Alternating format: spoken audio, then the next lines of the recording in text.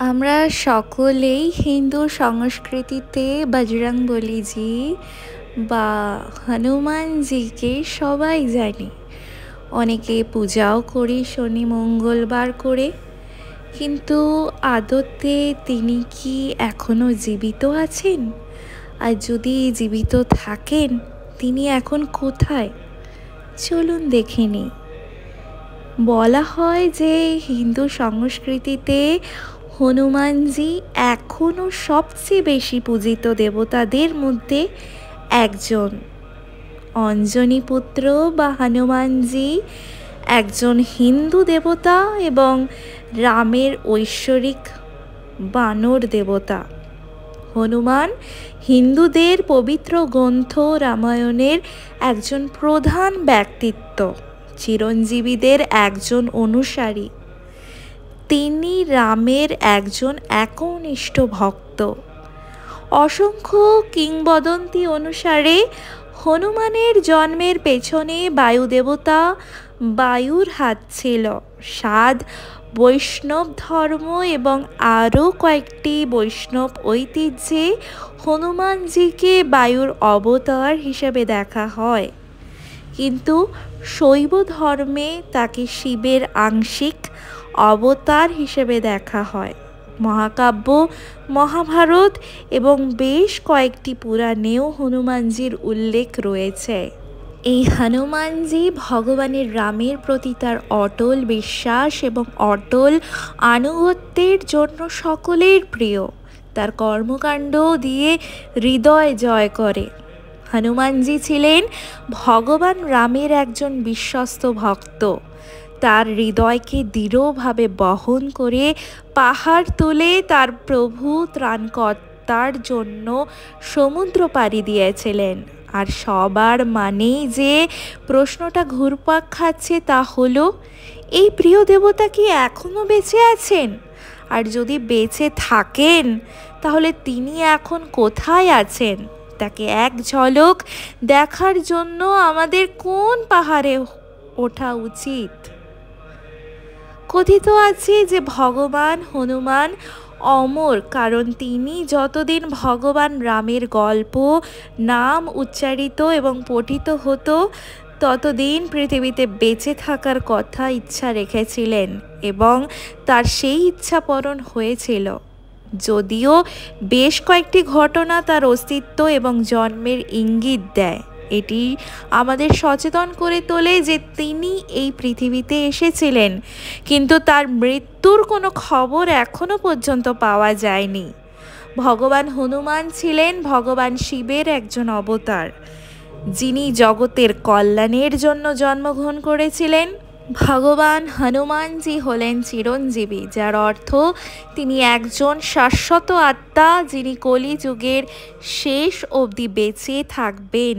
শ্রীলঙ্কার মাথাং উপজাতির দাবি, প্রতি ৪১ বছর অন্তর ভগবান হনুমানজি তাদের কাছে আসেন। রামায়ণ এবং ধর্মকে অনুপ্রাণিত করেছিলেন।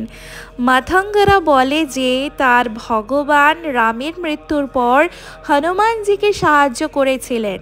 তারা নিজেদের বিভীষণের শেষ বংশধর বলে দাবি করেন, যারা শ্রীলঙ্কার জঙ্গলে বাস করত। শ্রীলঙ্কার সেতু গোষ্ঠী এই উপজাতিদের ভগবান হনুমানের বক্তব্য এবং লীলাগুলির লগ বই গবেষণা করেছিলেন।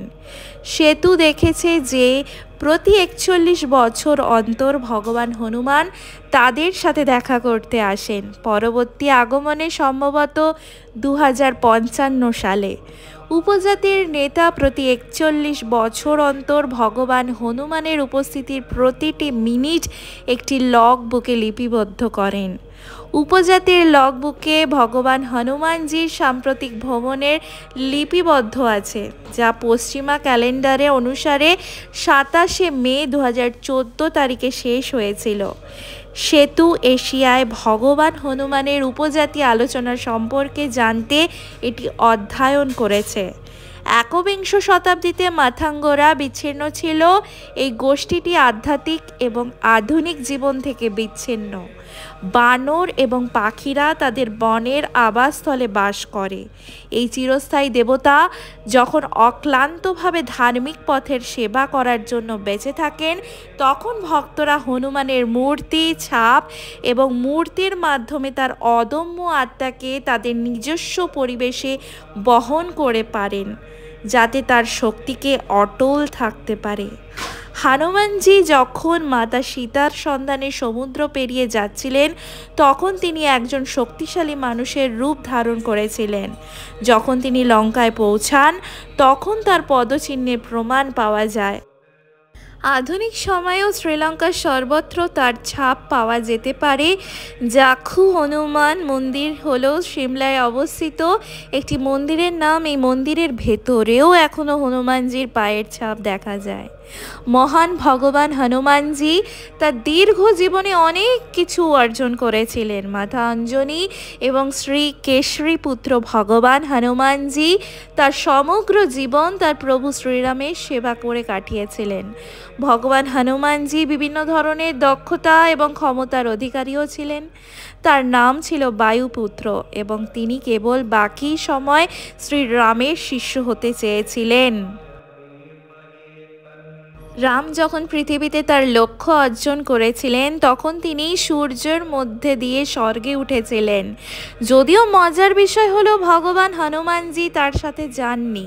এটা বিশ্বাস করা হয় যে ভগবান হনুমান এখনও জীবিত এবং তিনি কখনো পৃথিবী ছেড়ে যাবেন না। ভগবান হনুমান আমাদের সাথেই আছেন। ভগবান হনুমান তার বুক চিরে সকলকে দেখিয়েছিলেন যে ভগবান রাম তার হৃদয়ে বাস করেন। রাধে রাধে বন্ধুগণ, আজকে বিদায় নিলাম। আবার অন্য কোনো দিন নতুন ভিডিওর সাথে তোমাদের সাথে দেখা হবে। ততক্ষণ ভালো থেকো, ভক্তির পথে থেকো, সুস্থ থেকো। নতুন ভক্তদের অবশ্যই আগমন জানাই। রাধে রাধে, রাধে কৃষ্ণ।